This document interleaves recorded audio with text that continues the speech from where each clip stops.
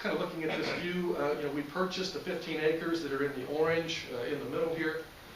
The city started to convey some of this land around here to us.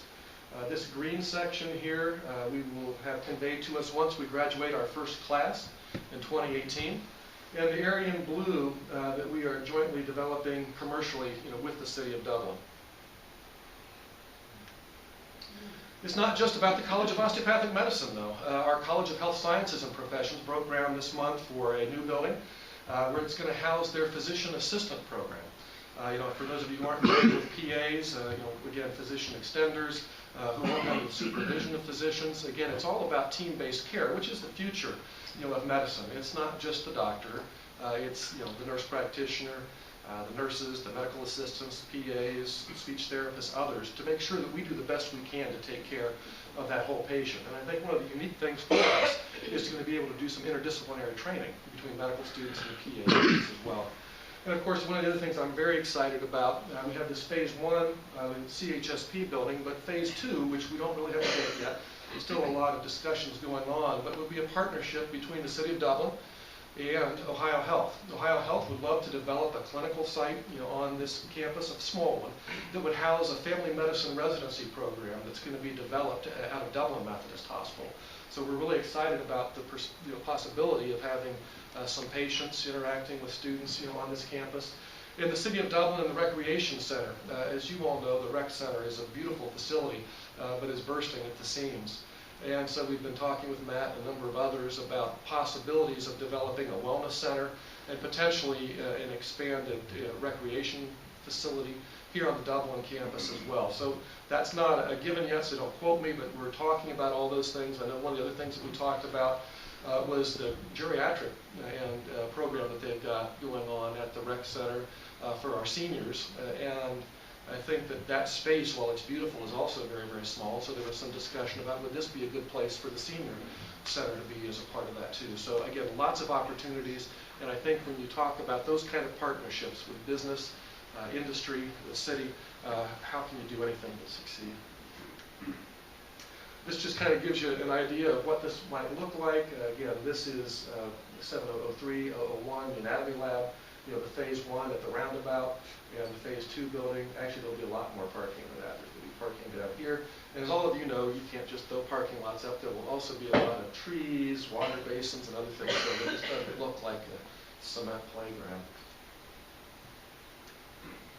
One of the things I wanted to share, because as we get to the college's space, that we don't have traditional classrooms. So what I'm excited about in this College of Health Sciences building is going to be an auditorium that will seat about 150 or 160 people. So again, another opportunity for a community as well as those of us on the campus to be able to use a facility of that size.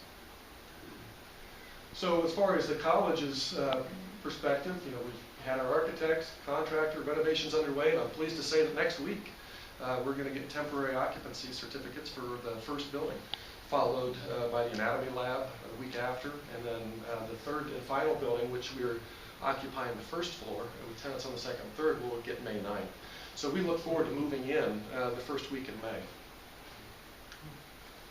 This kind of gives you a quick look at what our campus looks like in our main building, 7003, or the 8775 Bobcat Way.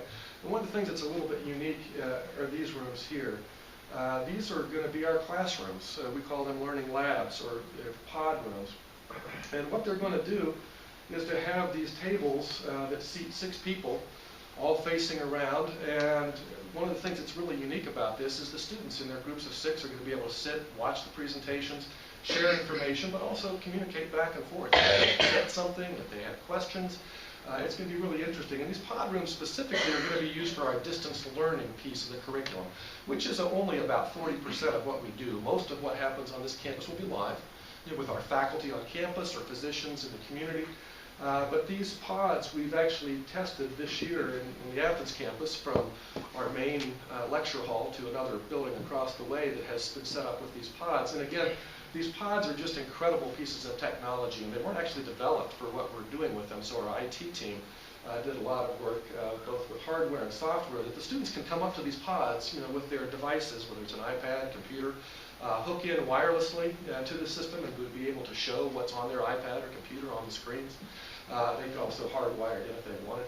But what would happen here is that they would see the presenter at a distant site in one of these screens, the PowerPoint or whatever the presentation was on the other.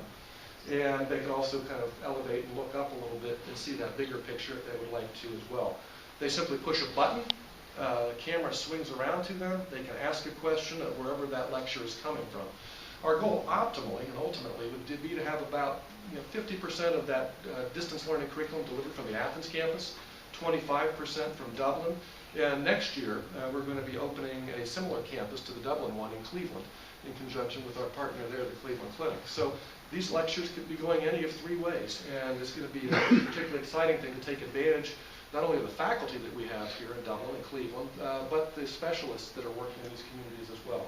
So again, another idea of what those pods look like and how they're working.